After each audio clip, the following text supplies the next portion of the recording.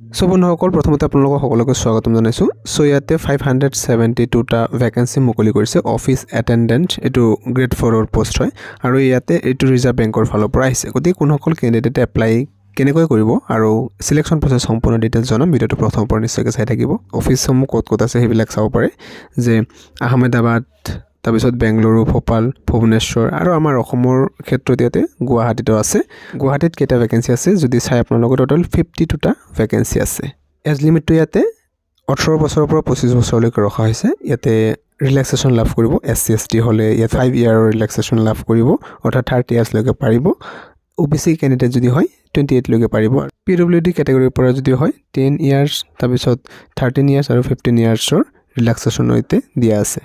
So ইয়াতে সিলেকশ্যন processor ক্ষেত্ৰত প্ৰথমতে ইয়াতে অনলাইন টেষ্ট এটা লোৱা হ'ব আৰু লেংগুৱেজ প্ৰফিচিয়েঞ্চি টেষ্টৰ দ্বাৰা ইয়াতে সিলেকশ্যন প্ৰচেছটো লোৱা হ'ব। অনলাইন টেষ্টৰ ক্ষেত্ৰত ক'ৰ পৰা কুৱেশ্যন আহিব, ছাবজেক্টসমূহ দিয়া আছে চাব পাৰে। ৰিজনিঙৰ পৰা 30টা কুৱেশ্যন আহিব, 30 নম্বৰ। জেনেৰেল ইংলিছৰ পৰাও আহিব 30 নম্বৰ। জেনেৰেল এৱাৰনেছৰ ফালৰ পৰাও আহিব 30 নম্বৰ। নিউমেৰিকেল এবিলিটি বা মেথছৰ পৰা আহিব 30 মাৰ্কছ। এনেকৈ টোটেল 120 নম্বৰ থাকিব 120টা কুৱেশ্যনত। আৰু ইয়াতে টোটেল টাইমটো 90 মিনিটছ, অৰ্থাৎ 1.5 ঘণ্টা সময় লাভ কৰিব। আৰু যিটো ইয়াতে টেষ্ট লোৱা হ'ব, ইয়াতে কেৱল ইংলিছ লেংগুৱেজৰ বাহিৰে বাকী যিকেইটা ছাবজেক্ট থাকিব সেইকেইটা আপোনালোকে ইংলিছ, হিন্দী আৰু চাৰ্টেন যিটো আদাৰ ৰিজনেল লেংগুৱেজ, মানে আমাৰ অসমৰ ক্ষেত্ৰত অসমীয়া, বেংগলী আপোনালোকে নিজৰ ইচ্ছামতে চুজ কৰিব পাৰিব। আৰু ইয়াতে কৈছে there will be negative marks থাকিব। নেগেটিভ মাৰ্কছো থাকিব। ৰং এনচাৰ্ছ 1/4 থাকিব, অৰ্থাৎ এটা কুৱেশ্যন যদি ৰং হয় 0.25 মাৰ্কছকৈ ইয়াতে নাম্বাৰৰ পৰা ডিডাক্ট কৰা হ'ব।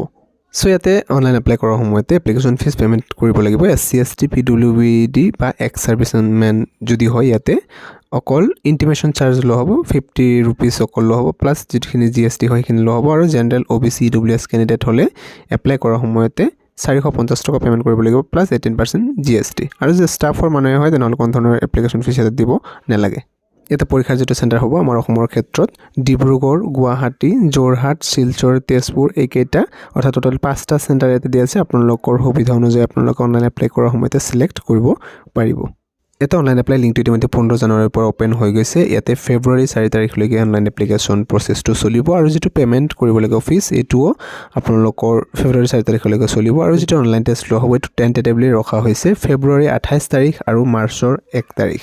এই দুইদিনাখন টাইমটো টেণ্টেটিভলি ৰখা হৈছে। আৰু ইয়াতে এডুকেশ্যনেল কোৱালিফিকেশ্যনটো মেট্ৰিক পাছ যদি হৈছে আপুনি, তেন্তে আপুনি ইয়াতে এপ্লাই কৰিব পাৰিব। আৰু ইয়াতে কণ্ডিশ্যন এটা ৰাখি দিছে, যিহেতু এইটো গ্ৰেড 4 পোষ্ট হয়, গতিকে ইয়াতে কৈ দিয়া হৈছে যে যিটো আপোনালোকৰ আণ্ডাৰ গ্ৰেজুৱেট কেণ্ডিডেটে সকলে এপ্লাই কৰিব পাৰিব। যদি কোনোবা কেণ্ডিডেটে গ্ৰেজুৱেশ্যন কৰিছে নাইবা তাতকৈ হায়াৰ কোৱালিফিকেশ্যন আছে, তেন্তে সেই কেণ্ডিডেটে কিন্তু এপ্লাই কৰিব নোৱাৰে, অৰ্থাৎ ক্লাছ 10 পাছ কৰা হ'ব লাগিব। নাইবা যদি আপুনি 12 পাছ কৰিছে তথাপি আপুনি এপ্লাই কৰিব পাৰিব, বা গ্ৰেজুৱেশ্যন যদি আপুনি পঢ়ি আছে কমপ্লিট যদি হোৱা নাই তথাপি আপুনি এপ্লাই কৰিব পাৰিব। কিন্তু যদি গ্ৰেজুৱেশ্যন ক্লিয়াৰ হৈছে তেনেহ'লে আপুনি কিন্তু ইয়াৰ বাবে এলিজিবল নহয়।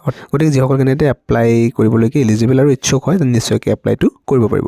আৰু যদি কিবা আপোনালোকৰ ডাউট থাকে নিশ্চয়কৈ কমেণ্টত জনাব। ভিডিঅ'টো নিশ্চয়কৈ লাইক কৰিব, নিজৰ ফ্ৰেণ্ডৰ সৈতে শ্বেয়াৰ কৰিব। ধন্যবাদ।